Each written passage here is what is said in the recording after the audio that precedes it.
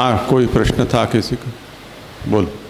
हाँ जी जी जी, यहाँ पे ये जो 215वीं कारिका है वहाँ पे ये अथापि धर्म मार्गेण स्थित्वा कृष्णम भजेत सदा। तो यहाँ पे अपन ने ये देखा कि सारे मतलब और भी मर्यादा मार्गीय अधिकारी को भी यहाँ पे ले रहे हैं अपन।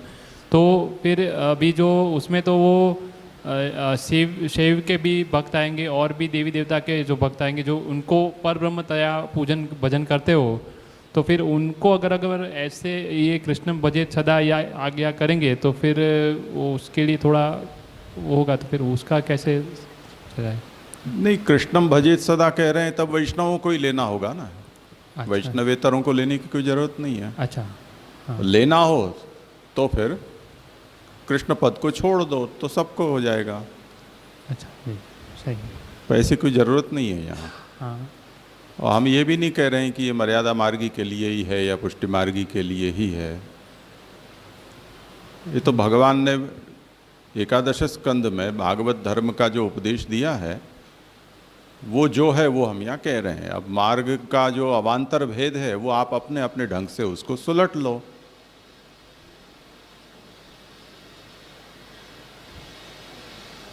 क्योंकि वो तो वहाँ भगवान ने नहीं किया है ना वो भेद। तो हम जैसे जो भी कुछ सिद्ध करते हैं वो ठाकुर जी को समर्पित करते हैं और ये विनती करते हैं कि आप जिसको जितना जो रुचे सो आप अंगीकार करियो। ऐसे ही यहाँ भी जिसको जो लागू पड़ता हो वो अपना अपने हिस्से का ले ले, ऐसे इसका अर्थ समझना होगा क्योंकि सर्वनिर्णय है। हाँ, तुम्हारा कुछ प्रश्न था?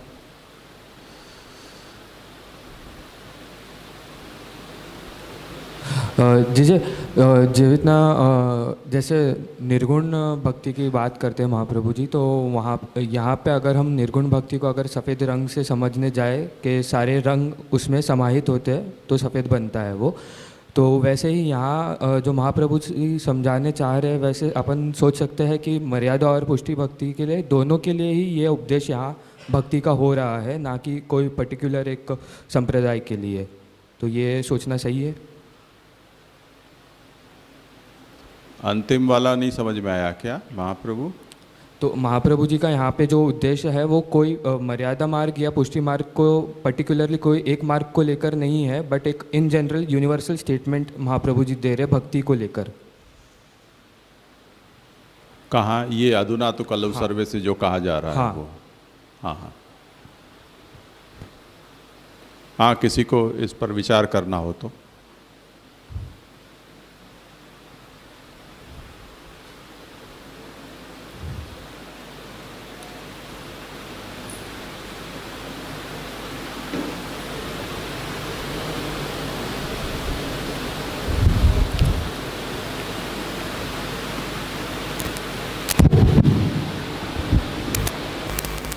जनरल स्टेटमेंट है कि नहीं है वो तो नहीं समझ में आता है, पर अभी जैसे आप में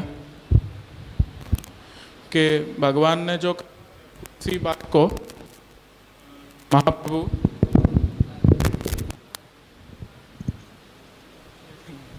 भगवान ने जो बात कही है और शास्त्र जो बात कह रहा है उसी बात को महाप्रभु भी यहाँ पे दोहरा रहे हैं। कोई अपनी अलग से बात कर रहे हों, बता रहे हों, ऐसा तो यहाँ पे कुछ है नहीं। तो महाप्रभु ने सिर्फ हमको इस बात को समझाया है या हमारे सामने प्रकट की है और कर्तव्य के रूप से हमको भी इसी प्रकार चलना है। तो जैसे शास्त्र आदि में भी काल का वर्णन तो आता ही है कि काल आदि हर व्यवस्था में बाधक होते ही हैं और काल के अनुसार उसकी व्यवस्था भी अलग अलग हो जाती है। तो कलिकाल की क्या व्यवस्था है, तो उसके लिए यहाँ पे जो भगवान ने भी उद्धव जी से जो आप श्री ने अभी आज्ञा की थी, तो उस प्रकार उस संवाद से जो बात निकलती है उसको महाप्रभु ने बता रहे हैं यहाँ पे। ऐसा ही यहाँ पे समझ में आ रहा है। प्रश्न अभी भी मेरे को स्पष्ट नहीं हो रहा है। इसमें ऐसा समझो, यहाँ जो कहा जा रहा है उस पर हम बाद में विचार करेंगे, पर सफ़ेद रंग में सभी रंग हो आ जाते हैं, उस तरह से निर्गुण भक्ति में सभी प्रकार की भक्ति आ जाती हैं। ये आधा उद्धृत वचन है, उसमें सब बातें नहीं आ रही हैं। श्री श्याम दादा ने जो संदर्भ में इसे कहा है उसको अच्छी तरह से पहले सुन के समझ लेना चाहिए, और उसका अभिप्राय हम ऐसे समझ सकते हैं कि भगवद अवतार काल में कई तरह की भावना वाले भक्त भगवान के हुए। जैसे यशोदा जी आदि वात्सल्य भाव के थे, गोप सखा सख्य भाव के थे, गोपीजन माधुर्य भाव के थे। इसी तरह अन्य भी अनेक भाव वाले भक्त भगवान के हुए। उनमें गोपीजनों के विषय में फिर से सात्विक राजस तामस ऐसे भाव के भेद भी वहाँ वर्णित हुए हैं।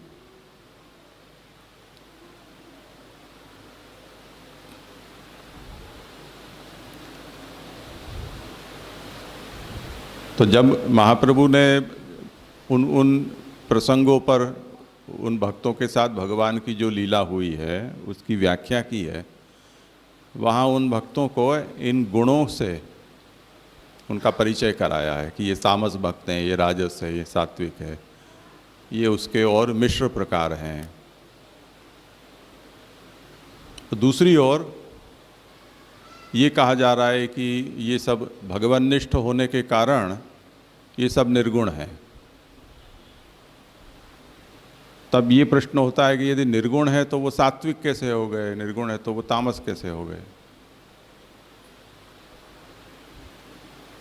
तो जिनको निर्गुण कहा गया है उनसे अतिरिक्त भी अवतार काल में ऐसे भी थे कि जो प्राकृत भाव वाले थे। तो भक्तों में दो तरह के प्राकृत भाव वाले और अप्राकृत भाव वाले दो विभाजन हमें देखने मिलते हैं। अप्राकृत में फिर से सात्विक राजस तामस प्रकार और प्राकृत में फिर से सात्विक राजस तामस प्रकार। तो उसका जो अप्राकृत है उनमें, प्राकृत में तो समझ लिए क्योंकि सगुण भाव वाले हैं, खुद भी सगुण है, उनकी मनोवृत्तियाँ भी सगुण हैं, भगवान को भी वो प्राकृत रूप में देख रहे हैं। तो वहाँ तो चलो ये सब बात समझ में आ जाती है, किसी का सात्विक राजस या तामस होना। पर निर्गुण में इसको कैसे समझना, तो उस विषय में ये कहा जा रहा है कि जब भगवन्निष्ठ होने के कारण यानी भगवद एक निष्ठ होने के कारण उनकी निर्गुणता है, तो वो निर्गुणता ऐसी नहीं है कि जिसमें गुणों का निषेध होता हो।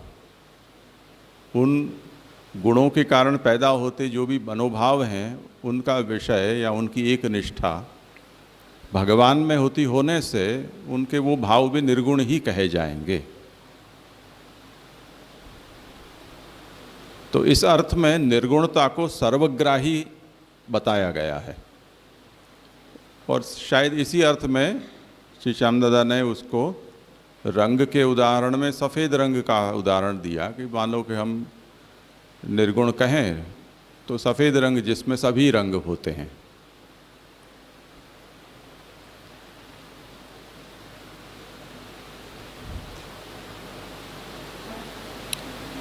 तो निर्गुणता है वो सख्य भाव का लोप करने वाली निर्गुणता नहीं होगी। निर्गुणता माधुर्य या वात्सल्य भाव का विलोपन करने वाली नहीं होगी। उस निर्गुणता में ये सभी भाव बरकरार रह सकते हैं, ऐसा अभिप्राय वहाँ समझना चाहिए। क्योंकि तृतीय स्कंध में जो निर्गुणता का लक्षण दिया गया है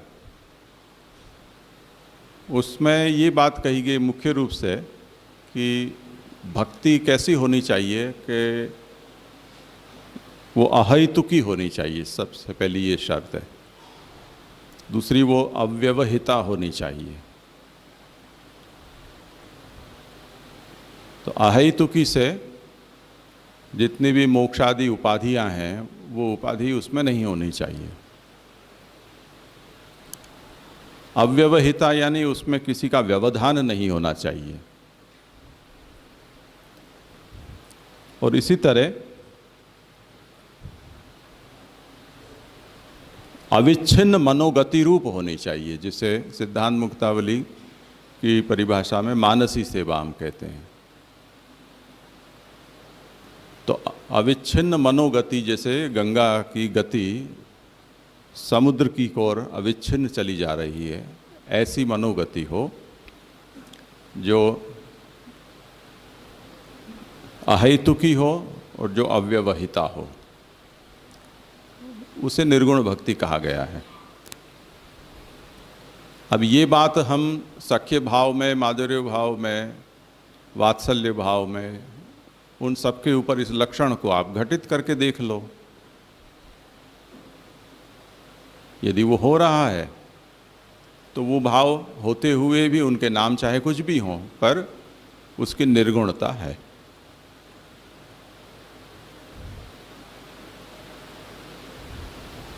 आया ना समझ में?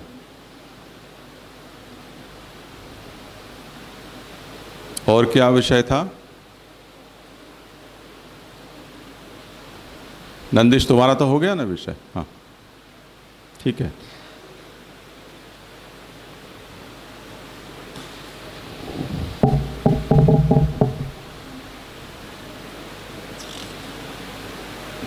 तो अभी जो हमने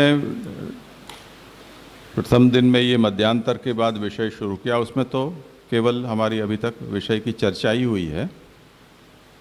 और सुबह जो विषय हमने विचार में लिया था उसका हमने पारायण किया गोकुलदास जी की ब्रजभाषा विवृत्ति से।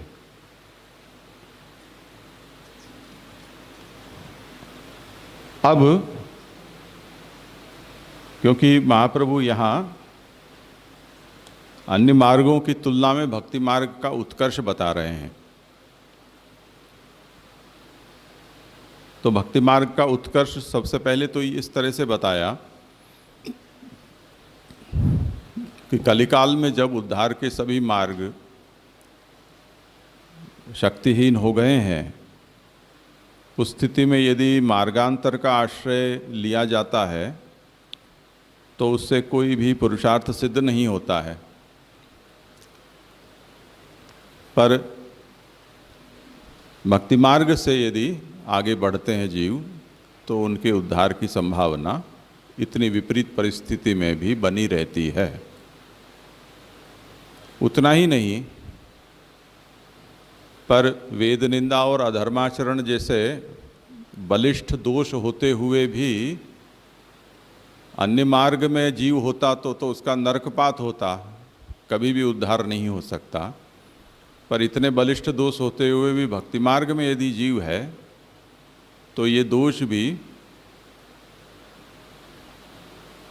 उसकी फल प्राप्ति को अटका नहीं सकते हैं, ऐसा भक्ति का प्रभाव है।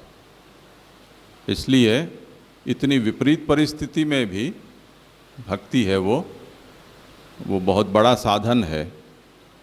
ये बात महाप्रभु निरूपण करने जा रहे हैं और उसकी उत्कृष्टता बताने के लिए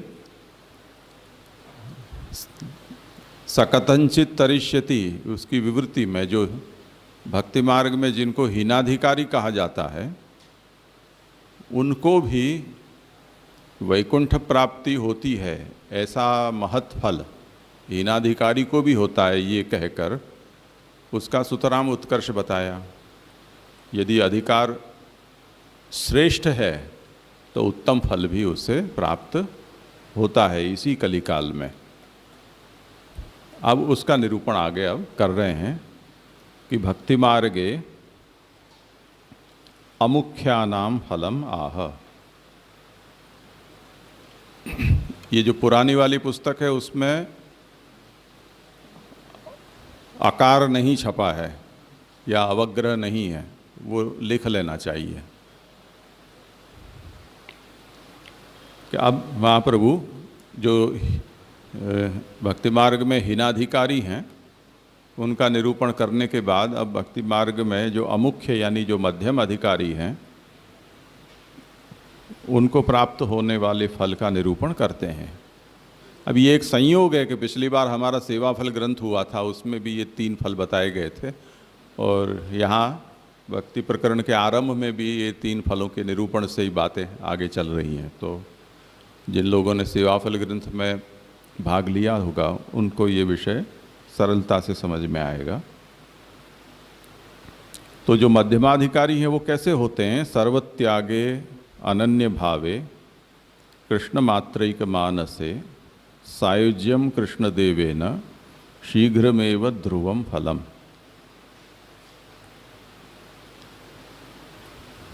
सब कुछ त्याग करके अनन्य भाव से केवल कृष्ण में ही मन रखकर जो भक्ति करता है उसे श्री कृष्ण का सायुज्य रूप जो शीघ्र ध्रुव फल की प्राप्ति हो जाती है।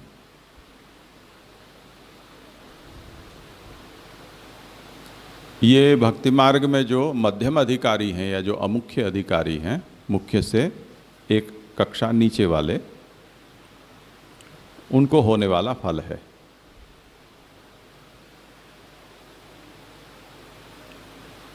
सर्वत्याग का मतलब समझाते हैं अंतर बहिः सर्वत्यागः।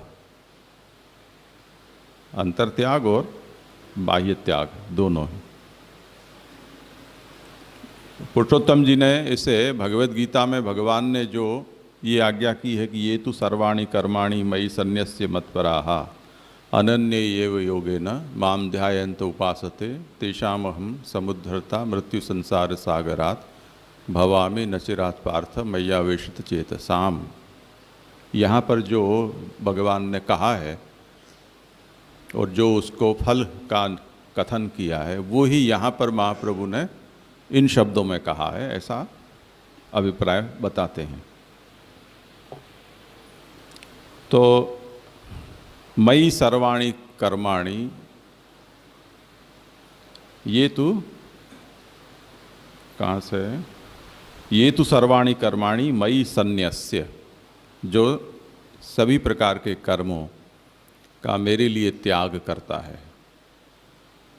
मयि सन्न्यस्य का दोनों ही मतलब होता है, एक तो भगवद अर्थ सबका परित्याग और दूसरा सब कुछ भगवद अर्थ करना।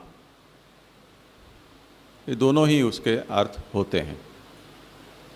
तो आंतर त्याग और बहित्याग ये दोनों ही त्याग यहाँ बताए गए हैं। तो यदि वो करता है तो फलासक्ति का त्याग करके करता है, और यदि त्याग देता है तो वो जिस प्रकार से निरोध सर्वात्म भाव जैसी अवस्था पर जो पहुंचा हुआ व्यक्ति है, जिसके सब कुछ विधि निषेध छूट जाते हैं, उस कक्षा पर पहुंचा हुआ है, उसका बाह्य त्याग भी हो गया। तो सांख्य में जिस तरह से बाह्य त्याग कहा गया है और योग में आंतर त्याग कहा गया है, जो भगवन्निष्ठ हो जाता है उसके ये दोनों ही छूट जाता है, क्योंकि अंतर बहि दोनों में भगवन निष्ठा प्रबल हो जाती है। तो उसके देहेंद्रीय है वो भगवत परायण होने से बाह्य त्याग भी हो जाता है, और उसके अंतर में भी भगवान विराजते हैं, इसलिए उसका अंतःकरण भी अन्य सभी तरह की वासनाओं से या अन्य सभी प्रकार के जो आग्रह हैं उससे मुक्त हो जाता है। तो आंतर बाह्य दोनों प्रकार का त्याग उससे सिद्ध हो जाता है। तो इस तरह से आंतर त्याग और बहित्याग, इसे सर्वत्याग कहा है। कृष्ण मात्रैक मानसे का अर्थ महाप्रभु कहते हैं कि स्वामित्वेन कृष्ण एव सदा मनोनिवेशनम। कृष्ण मेरे स्वामी हैं, इस तरह से कृष्ण में स्वामित्व का भाव रखते हुए, यानी सदा सर्वदा ऐसा कृष्ण के स्वामित्व का अनुसंधान रखना, ये कृष्ण मात्रैक मानस का तात्पर्य है। अब जो सिद्धावस्था पर हैं उनका तो सदा ये भाव है, जैसे नारद हैं, कि वो सदा ही कृष्ण मात्रिक मानस हैं।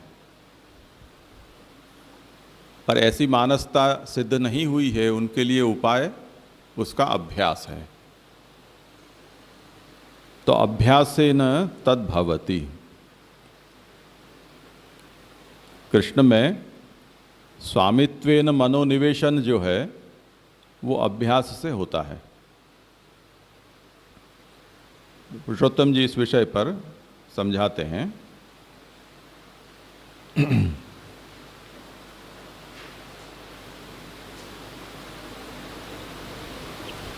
अनन्येनैव योगेन माम ध्यायन्त उपासते तेषाम अहम समुद्धरता मृत्यु संसार सागरात्। तो अनन्येनैव योगेन माम ध्यायन्त उपासते, ये भगवान ने अनन्य योग से मेरा ध्यान करते हुए मेरी जो उपासना करते हैं,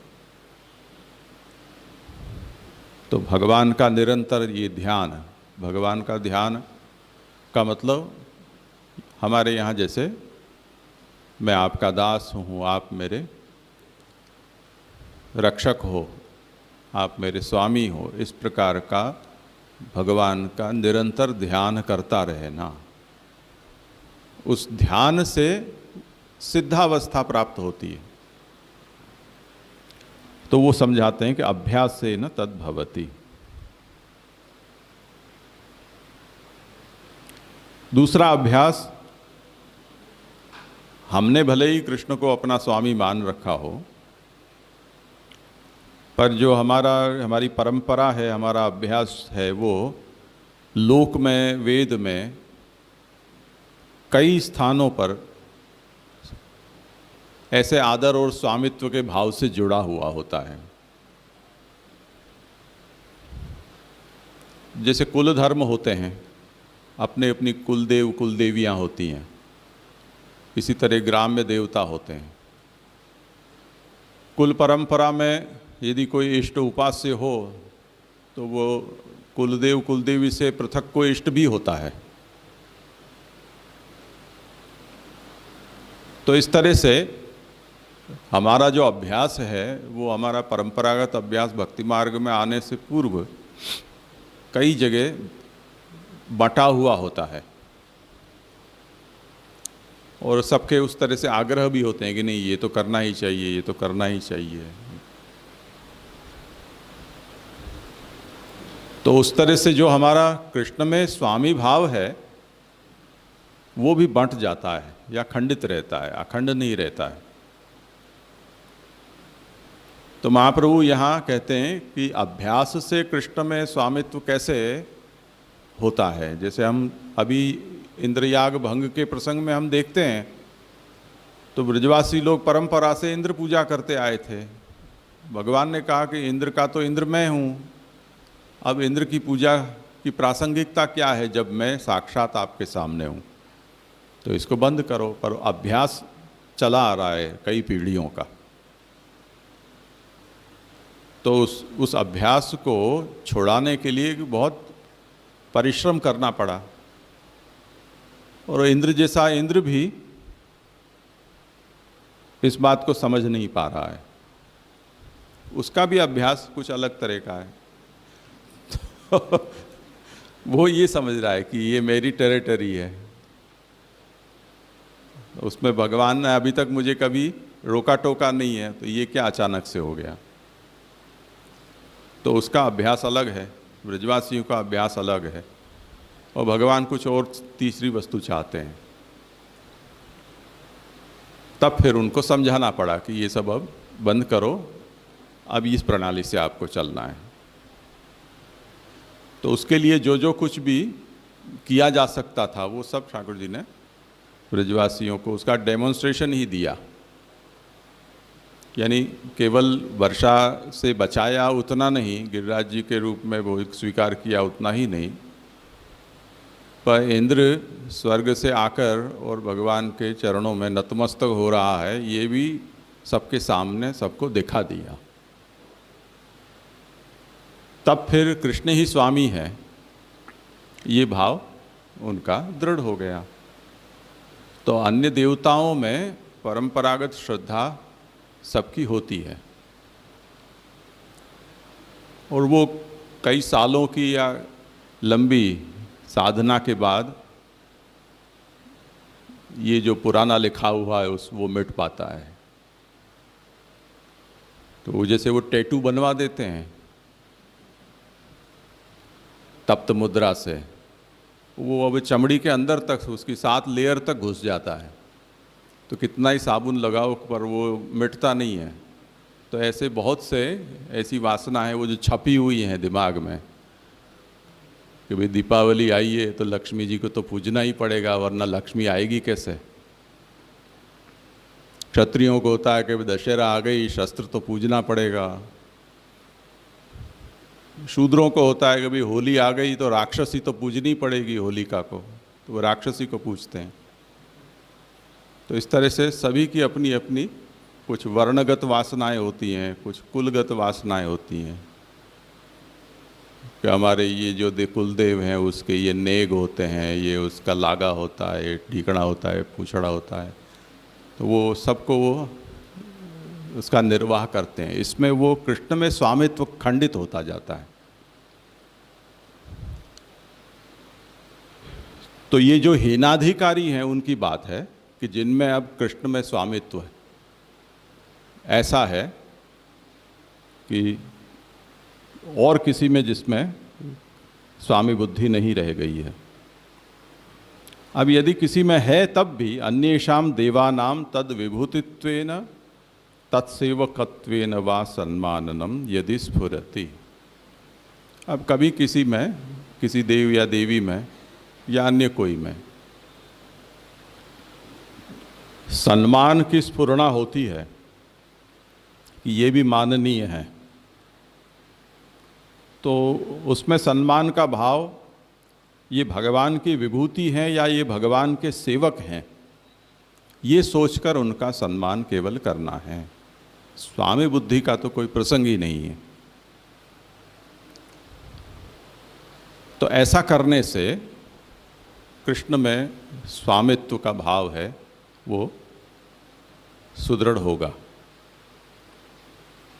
पर इसमें भी कई पीढ़ियां बीत जाती हैं, ये सहसा नहीं होता है, क्योंकि कुल परंपरागत जो आचार होते हैं, अब तो क्योंकि वो कुल जैसा कुछ बचा नहीं है, माँ बाप और बेटा बेटी इतने में कुल ख़त्म हो जाता है, उससे आगे कोई कुल होता नहीं है, पीछे भी कोई कुल होता नहीं है। पर अभी भी ग्रामीण प्रदेश में हम जाते हैं या जहाँ पर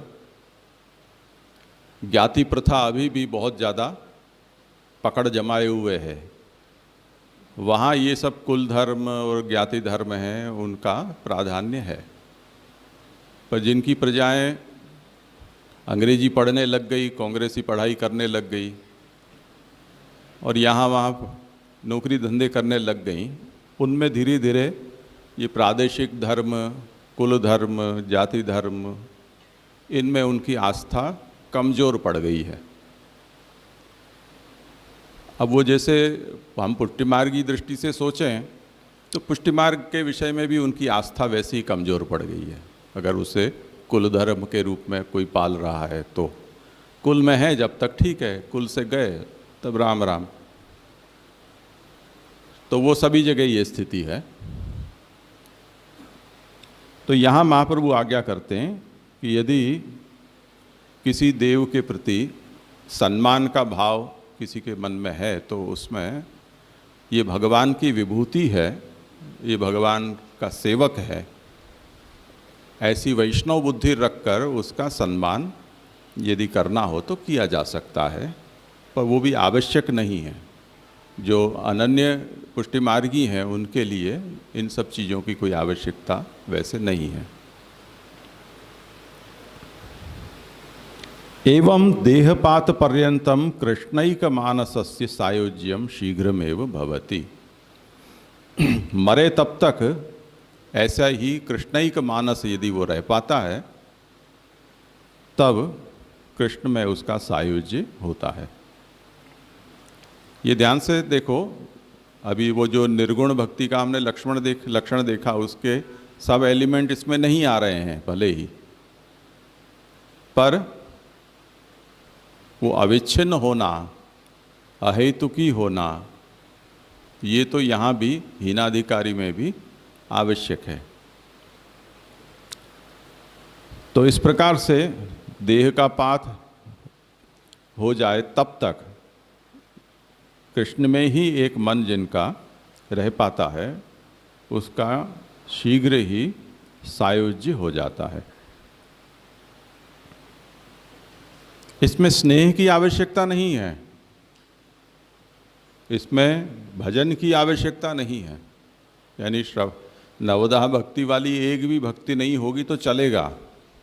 कृष्ण मात्रैक मानस, उसको महाप्रभु कहते हैं कि कायवाग विनियोगा भावेपि स्वस्नेहा भावेपि मनोमात्र स्थितौ फलमेतत्। केवल मन में ये ठान लिया है, एक वर्यो गोपी जन वल्लभ नहीं स्वामी मारे बीजोरे, बस इतना। कभी माला नहीं जपी, कभी कीर्तन नहीं किया, कभी ध्यान नहीं किया, कभी सेवा नहीं की, बस मन में ये दृढ़ता रखी है कि कृष्ण एव गतिर्मम, तो उसका बेड़ा पार हो गया। तो काया का विनियोग नहीं, वाणी का भी विनियोग नहीं, ऐसा कोई स्नेह भी नहीं है, यानी प्रेम का भी एलिमेंट यहाँ नहीं है। अब देखो स्थिति कैसी है, करीब करीब प्रवाहेण क्रियारता, वो प्रवाह पुष्टि जैसी स्थिति है यहाँ पर, कि जिसमें स्नेह का भी कोई तत्व नहीं है, ज्ञान का भी कोई तत्व नहीं है। बस इतना ही समझ में आया है कि कृष्ण एव गतिर्मम,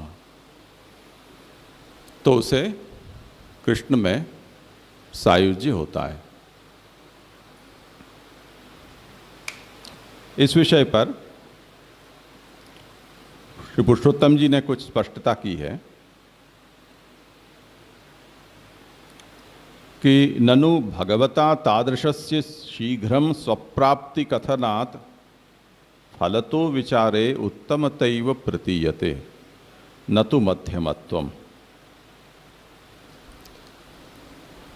यहाँ ये कहा जा रहा है कि सब कुछ त्याग करके एकमात्र कृष्ण मानस होकर जो रहता है आजीवन, उसको कृष्णदेव में शीघ्र ही सायुज्य प्राप्त हो जाता है। यहाँ भगवान ने तादृशस्य शीघ्रम स्वप्राप्ति कथनात्, ऐसा भक्त शीघ्र ही मुझे प्राप्त कर लेता है, ऐसा कहा है। इसलिए फलतो विचारे, भगवान की शीघ्र प्राप्ति होती है, इस तरह से यदि फल का विचार किया जाए तो ये मध्यम अधिकारी के लिए कहा गया हो ऐसा लगता नहीं है, यानी उसकी उत्तमता प्रतीत होती है। तो महाप्रभु कहते हैं कि उसका समाधान ये समझो कि ये बात किसके लिए है कि जिसने अपनी काया का विनियोग या अपने वाणी का विनियोग कृष्ण में नहीं किया है और कृष्ण के प्रति उसको ऐसा स्नेह प्रेम भी प्रकट नहीं है, केवल उसने अपने मन को कृष्ण में रखा है, उतने से साधन का ये फल है। तो ये बात तथा च मार्गोत्कर्ष बोधनाय एवं फलम भगवता प्रतिज्ञापूर्वकम अवधारणार्थम उच्यते न तावता अधिकारस्य उत्तमत्वे भक्तिपदस्य अभावात् इति भावः। यहाँ भगवान ने भक्तिपद का प्रयोग नहीं किया है। भगवान का मतलब पुरुषोत्तम जी ने जो भगवद गीता का वचन उद्धृत किया है वहाँ पर, ये तो सर्वाणि कर्माणि मयि सन्न्यस्य मत्पराः अनन्येनैव योगेन माम ध्यायन्त उपासते तेषाम अहम समुद्धर्ता मृत्यु संसार सागरात् भवामि नचिरात् पार्थ मय्यावेशित चेतसाम। इसलिए आगे भगवान कहते हैं कि मय्येव मन आधत्स्वम मयि बुद्धिम निवेशय निवसिष्यसि मय्येव अत ऊर्ध्वम न संशयः। ऐसे करके और उसके फल और साधन का प्रकार भगवान ने बताया है। यहाँ पर भगवान ने भक्ति पद का प्रयोग नहीं किया है। तो भगवान ये समझा रहे हैं कि भगवन निष्ठा भक्ति रहित यदि हो तब भी उसको ये फल प्राप्त होता है, ऐसा इसका महात्म्य है। इसलिए जिनको ऐसा लगता है कि शीघ्र ही ऐसे भक्त को या ऐसे अधिकारी को सायुज्य फल प्राप्त हो जाएगा, ऐसा कहने पर ये कोई मध्यमाधिकारी की बात नहीं हो रही है, पर उत्तमाधिकारी की बात कही जा रही है। तो ऐसा नहीं सोचना है, ये मध्यम अधिकारी की ही बात है। उत्तमाधिकारी का निरूपण तो आगे किया जाना है।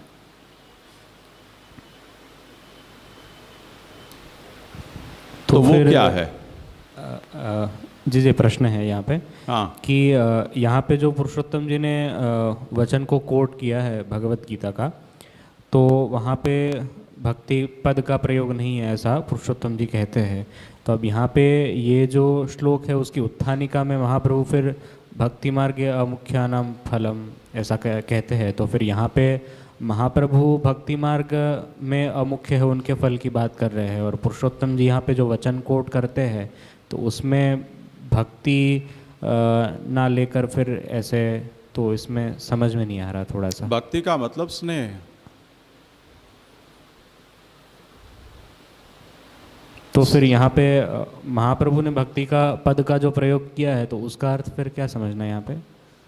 यही जिस प्रकार से गौण मुख्य रूप से भक्ति पद का प्रयोग होता है, तो जैसे भक्ति हंस का अभी हमने विचार किया, उसमें जिसका फल पाप है, नरक है, ऐसी भी भक्ति होती है जो वृत्ति के रूप में करते हैं। ये भक्ति हंस में कहा गया है। यदि कोई व्यक्ति, वहाँ भक्ति हंस में प्रभु चरण ये कहते हैं कि भागवत विष्णु सहस्रनाम आदि के पाठ से धर्मार्थ काम मोक्ष चतुर्विध पुरुषार्थ सिद्ध होते हैं, ऐसी उसकी महिमा वर्णित हुई है। और उसे पढ़कर जिसको जिस प्रकार की कामना होगी उस प्रकार की कामना से वो श्रवण आदि करेंगे। तो किसी को अर्थकाम की अपेक्षा है तो अर्थकाम की पूर्ति के लिए भगवत श्रवण कीर्तन आदि करेंगे। तो श्रवण कीर्तन आदि को तो भक्ति कहा जाता है, नवदा भक्ति में कि वो भक्ति है। तो वो श्रवण भक्ति कर रहा है, कोई कीर्तन भक्ति कर रहा है, तो भक्ति पद का प्रयोग तो होगा ही ना, क्योंकि भागवतोक्त है। तो भगवान का श्रवण करने पर धन प्राप्त होगा, भगवान का श्रवण करने पर सुख प्राप्त होगा, स्वर्ग प्राप्त होगा। इस तरह से अर्थ काम की अपेक्षा से कोई यदि भक्ति करता है तो वो भक्ति लौकिकी है, लौकिक कर्मवत है। क्योंकि जो सुख की या धन की प्राप्ति लौकिक उपायों से हो सकती है, उसी की प्राप्ति यदि आप भक्ति से या भगवत नाम सेवा से करना चाह रहे हो तो आपने वो लौकिक तुल्य उसको माना।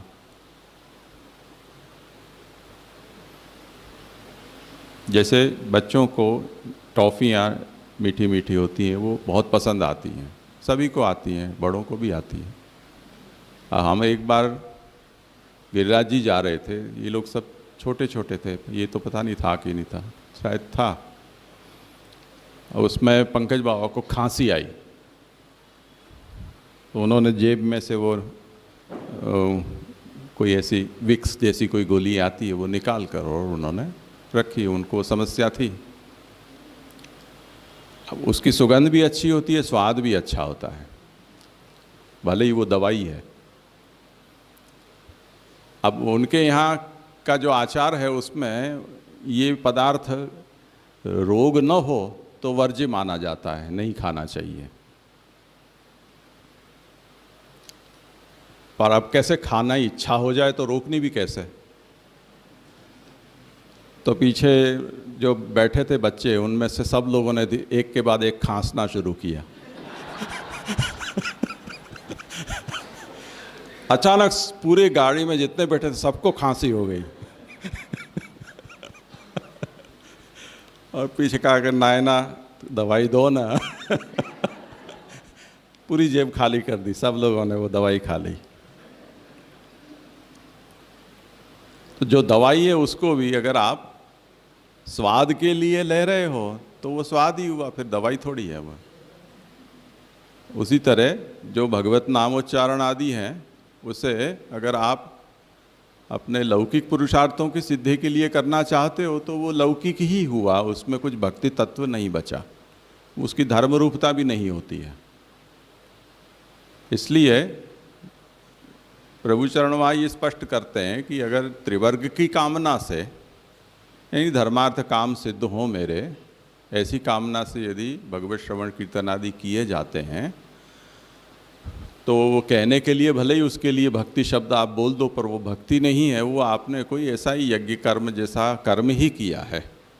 आपका अप्रोच उसके लिए वही है, भाव मन में कर्मवत है। पर यदि धर्म की उसमें कामना भी नहीं है, केवल अर्थ और भोग यही सिद्ध करना चाहते हो, तब वो कर्म रूप भी नहीं होकर वो लौकिक हो गए। और उसमें भी यदि आपने धंधे के रूप में श्रवण कीर्तन सेवा की तब तो पाप हो गया। तो ऐसे धंधे के लिए किए जाते श्रवण सेवा है, उसका फल तो नरक प्राप्ति है। तो भक्ति शब्द का प्रयोग तो पारिभाषिक अर्थ में और औपचारिक रूप में कहीं भी हो सकता है। तो यहाँ पर ये जो हीनाधिकारी के लिए ये कहा जा रहा है कि भक्ति मार्गे अमुख्यानाम फलम आह, वहाँ पर भक्ति शब्द को आदर्श भक्ति के अर्थ में न लेकर अमुख्य कहकर ही महाप्रभु ने उसको स्पष्ट कर दिया कि ये मध्यम अधिकार वाला है।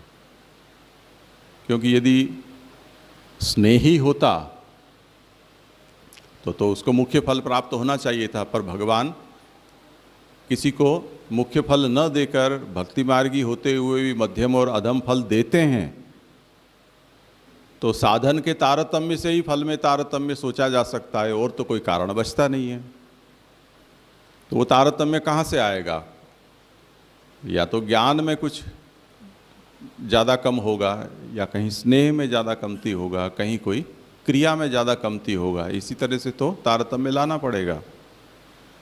तो पुष्टि प्रवाह मर्यादा भेद के संदर्भ से जो मिश्र पुष्टि जीव कहे जाते हैं, पुष्ट्या विमिश्रा सर्वज्ञा प्रवाहिण क्रियारता मर्यादया गुणज्ञा, वहाँ जो तारतम्य दिखाया गया है उस तारतम्य से यहाँ भी ये कुछ उसी प्रकार का भक्त है या भक्ति मार्गी है। तो भक्ति शब्द यहाँ मुख्य अर्थ में या पारिभाषिक या आदर्श अर्थ में नहीं प्रयुक्त करके रूढ़िवश प्रयोग किया गया है, ऐसे समझना चाहिए। यहाँ जो मनोनिवेशम और उसके लिए ऐसा आया कि अभ्यासेन तद भवति। तो जनरली हम प्रोसेस में देखते हैं जैसे सिद्धांत मुक्तावली आदि में कि मन का निवेश होने के लिए तनुविद्या, मतलब जैसे श्यामो भाभी समझाते हैं कि मन का निवेश के लिए आपका शरीर और मतलब तन और आपका भी संसार है मतलब धन, वो दोनों का निवेश होने से धीरे धीरे मन की प्रवृत्ति होती है, जो हम एक साइकोलॉजिकल प्रोसेस से समझ। और यहाँ जो मन निवेश है उसको तो उत्तम बता दिया मतलब। और यहाँ आया कि काय वाग अगर प्रवृत्त नहीं हुए तो ये मतलब ये तो ऐसा लगता है कि एकदम बड़ी चीज़ है मन का निवेश होना, जो सालों की साधना के बाद भी नहीं होता। पर आपसी ने जैसे समझाया अगर कि जैसे एक वर्यो गोपी जन वल्लभ, तो ये इतना मात्र काफ़ी है। ये थोड़ा कन्फ्यूज़न है, मतलब मनोनिवेश और कायावान के बिना मनोनिवेश, ये थोड़ा कैसे समझ। हम इसको अनन्य शरणागत मान लो। अच्छा, प्रपन्न मान सकते हैं ना। तो प्रपत्ति का भी सायुज्य फल तो होता ही है। तो उसमें कायावाणी का विनियोग आवश्यक नहीं मानते हैं भगवान।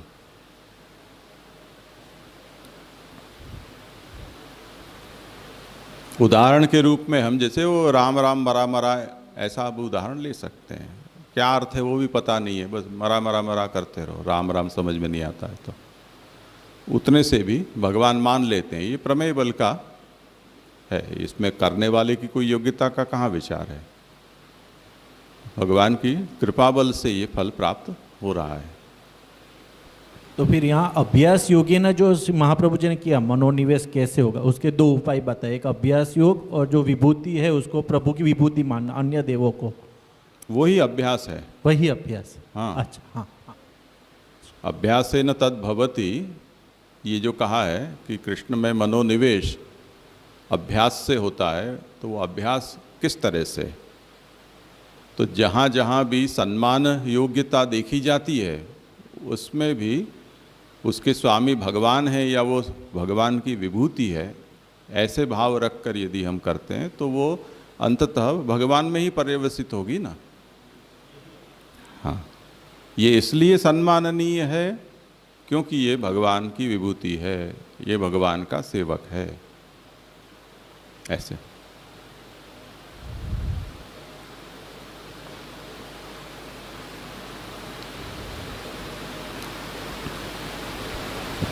हेलो, जय जय दंडवत प्रणाम। हाँ, जय जय, इसमें जैसे जो वचन मिलता है लोभात कामात भयात कंसात, जैसे किसी भी प्रकार से प्रभु में अगर अनन्य मन हो जाए तो वहाँ पे मतलब उन सारे जैसे किसी भी प्रकार से मन लगे तो वहाँ पे ये श्लोक लागू नहीं होगा, नहीं उसके लिए तो हमें कंस और शिशुपाल बनना पड़ता है तो होगा लागू और उस स्थिति में फिर वो भक्ति नहीं कही जाएगी, क्योंकि भक्ति और प्रपत्ति के विरुद्ध कोई भाव तो यहाँ अनवतार काल में ग्राह्य नहीं होते हैं ना।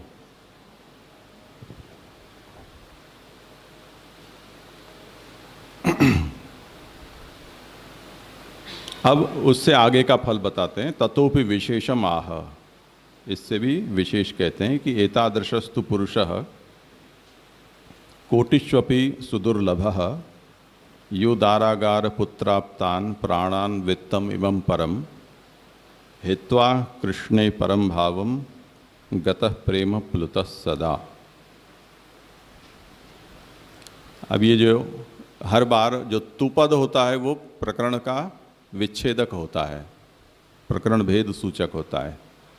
तो एतादृशस्तु पुरुषः, तो ये ऊपर जो भक्ति मार्ग में अमुख्य अधिकारी का निरूपण हुआ, उसके बाद अब अधिकारी बदल गया, उसका सूचक है कि ऐसा पुरुष तो करोड़ों में सुदुर्लभ होता है कि जो पत्नी, घर, पुत्र, आप्तजन, प्राण, वित्त, ये लोग परलोक, इन सबको छोड़कर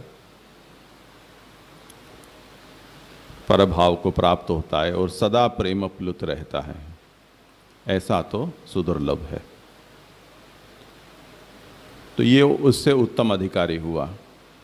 इसको कहते हैं कि पूर्वोक्तो लोके संभवत्यपि, 218वीं कारिका में सर्वत्यागे वाला जो है वो तो लोक में मिल भी जाते हैं यहाँ वहाँ, पर एतादृशस्तु दुर्लभः, पर यहाँ जो कहा गया है वो तो दुर्लभ है। यो अग्रे वक्ष्यते,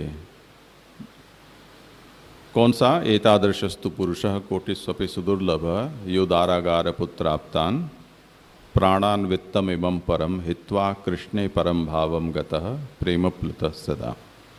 कृष्ण में जिसो परभाव को प्राप्त हुआ है और जो सदा प्रेम प्लुत है, ऐसा भक्त तो दुर्लभ है। और इसे श्रीमद् भागवत में नारायण परः प्रशांतात्मैव लोके दुर्लभः उक्तः, भागवत में इसका निरूपण इस तरह से किया गया है कि जो नारायण परायण हो और जो प्रशांत आत्मा हो वो लोक में दुर्लभ है। ज्ञान मिश्रो भक्तः, यानी यहाँ कैसा कहा गया है, इसकी योग्यता क्या समझनी, कि ऐसा भक्त हो कि जो ज्ञान मिश्र हो और साथ साथ में प्रेम युक्त, जिसमें प्रेम भी हो। तो नारायण परायण होना ये एक योग्यता है। अगर भागवत में जो ये नारायण परायण कोटिष्वपि महामुने हैं, ऐसा जो कहा गया है, उसे हम केवल नारायण परायणता को लेकर चलें तो वो अमुख्य का निरूपण जो कहा यहाँ, उसे समझना है। और नारायण परायण होते हुए भी जो ज्ञान और प्रेम युक्त है, तो वो उसमें भी दुर्लभता उसकी हो जाती है। और तत्रापि सदा प्रेम प्लुतः, ज्ञान और प्रेम युक्त है, परंतु प्रेम युक्तता जिसकी सदा नहीं निभ रही है, तो वो उससे और नीची कक्षा का हो गया। पर सदा प्रेम प्लुत होने पर वो अधिक दुर्लभ हो जाता है। तस्य भगवत सायुज्यम भवति इति किम वक्तव्यम, ऐसे भक्त को भगवत सायुज्य की प्राप्ति हो, उसमें तो कहना ही क्या। तो यहाँ पर उत्तमाधिकारी का फल बताया जा रहा है। अब यहाँ भी महाप्रभु ने जो भगवत सायुज्य पद का प्रयोग किया है, उससे यहाँ अलौकिक सामर्थ्य रूप सायुज्य है, उसे समझना चाहिए। फिर से आप सेवाफल ग्रंथ में लालू भट्ट जी ने जो निरूपण किया है उसको यहाँ याद कर लो कि भक्त को भगवान अपने में समाविष्ट कर लेते हैं और भगवत लीला स्थलों में उनको पुनः प्रकट करके और उनके साथ यथेष्ट लीला करते हैं। ये सायुज्य का पुष्टिमार्गीय प्रकार है। तो उत्तम भक्तों के साथ भगवान की ये अलौकिक सामर्थ्य प्रदान करने रूप लीला होती है। और ये जो सायुज्य है उसमें पुष्टिमार्गीय सायुज्य में विशेषता ऐसी कही गई है कि सोष्णुते सर्वान कामान सह ब्रह्मणा विपश्चिता, ये वेद में जो कहा गया है कि वो भगवान के नित्य लीला धाम में जाकर भगवान के साथ यथेष्ट कामोपभोग करता है। तो सह अश्नुते, इसमें जीव की मुख्यता बताई गई है। वो जीव जो भगवत लोक में भगवान के निकट स्थान प्राप्त करता है, वो वहाँ यथेष्ट कामोपभोग करता है। तो भगवान वहाँ उसके सामने अधीन होकर गौणता प्रकट करते हैं, जीव को मुख्यता बताते हैं। जैसे यहाँ भूतल पर जीवात्मा है तो भगवान की मुख्यता होती है और जीव की गौणता होती है। पर जिनको इस तरह से पुष्टिमार्गी सायुज्य प्राप्त होता है, वहाँ भगवान भक्ताधीनता प्रकट करते हैं और यही उसकी फल रूपता है। तो इस तरह से हीनाधिकारी को, मध्यमाधिकारी को और उत्तमाधिकारी को प्राप्त होने वाले ये जो त्रिविध फल हैं, उनका यहाँ निरूपण किया। और इस निरूपण से महाप्रभु ने भक्ति मार्ग का उत्कर्ष बताया है।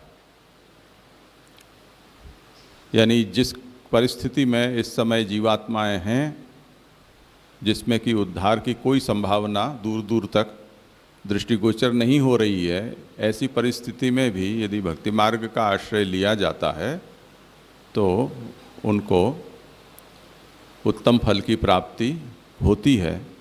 और वहाँ भक्ति मार्ग में जो हीनाधिकारी हैं, उनको भी ज्ञानादि मार्ग में प्राप्त होने वाले उत्तम फल से भी अधिक फल प्राप्त होता है।